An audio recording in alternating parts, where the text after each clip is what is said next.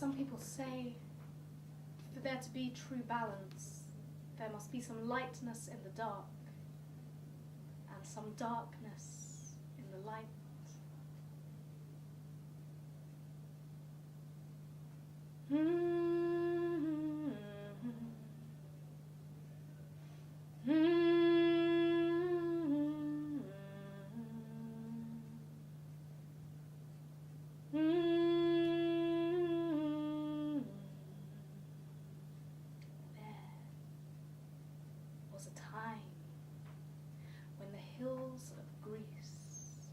Blossomed and burst forth with fruit and flowers in a never-ending summer. There were no seasons, so there was no change, and the warm breezes pushed their way over the hillside with the gentle tenderness of new love, and then licked up over and around the legs of Demeter, goddess of fertility, who was lying on her back cloud spotting. That one looks like Zeus's bum. That one looks like Zeus's nose. That one looks like Zeus. Oh, it is Zeus. And Demeter, goddess of fertility, would wave up at her husband, and Zeus, all-powerful, all-seeing, all-knowing god in an uncharacteristically girly moment, would send wisps of white cotton clouds back down to greet his wife, and she, in return, would stretch out all of her fingers and toes, and wherever they touched, flowers of every colour pushed their way out of the hillside and waved back up at him. And in this way, Demeter's ecstasy benefited the earth. But it was when the full power of her fertility came to be and she gave birth to her daughter Persephone that Demeter's ecstasy benefited the people of the earth. Because Demeter loved Persephone so much that whenever Persephone was hungry, Demeter would pull up enough golden corn to feed all of the people of the earth.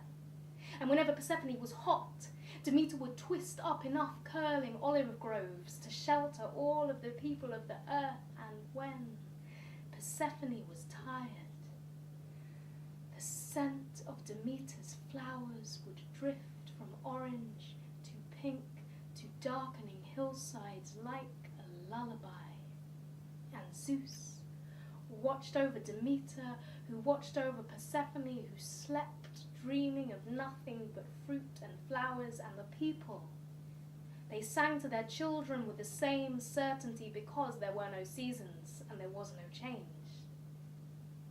But there was Hades. From his vantage point high in the clouds, Zeus sometimes thought that he saw a face much like his own, staring back up at him from the underside of the earth. He thought he saw rivulets running like tears from the mountain tops, heard hollow cries in the empty caves. He thought he saw white bony hands scrabbling to take a few fresh flowers down into the underworld. Hades, Zeus's brother, and now Zeus knew that although everything looked quite nice, it was not quite well, because although his wife was happy, his brother was not. And he wondered what he could do to create balance.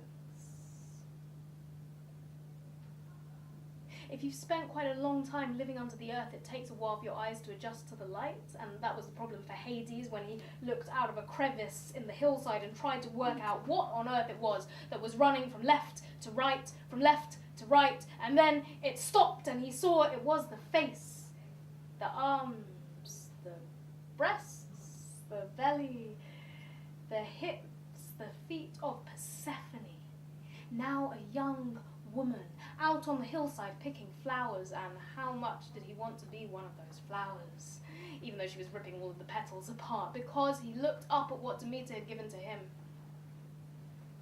White, oily, snaking tendrils of flower roots.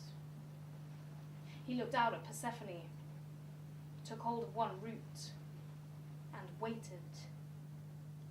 Now, I don't know if you know what a narcissus looks like, but Persephone hadn't seen one before, and when she saw something new, that generally meant that she wanted it. So she bent down, she inhaled, and she pulled. If you are the daughter of the two most powerful gods in all of creation. The day when a flower argues back is the beginning of a new life, it seemed to Persephone. That the more she tried to pick the flower, the more it tried to recede into the earth, but she was not to be defeated, so she fought it, fist over wrist, pulling all the more, and from underneath the soil, Hades began raveling her in like a fish, until the force of them to and fro, back and forth, split the flower root in two. It sent the stem unraveling up through the soil, ripping it wide open like cheese wire through feta. It sent her flying high in the air. And when she reached the top strata of cloud, she caught sight of her father, and she held out her hand. And Zeus, all-powerful, all-seeing, all-knowing God, turned away. And then she was tumbling back down towards the hollow in the earth, which swallowed both her and the sound that came from her never-before sorrowful throat, and in a rush of grasses and a wisp of wind, she was gone. The scream carried itself on the wings of the wind until it reached the ear of Demeter, and though Demeter had never heard her child in pain before, she knew.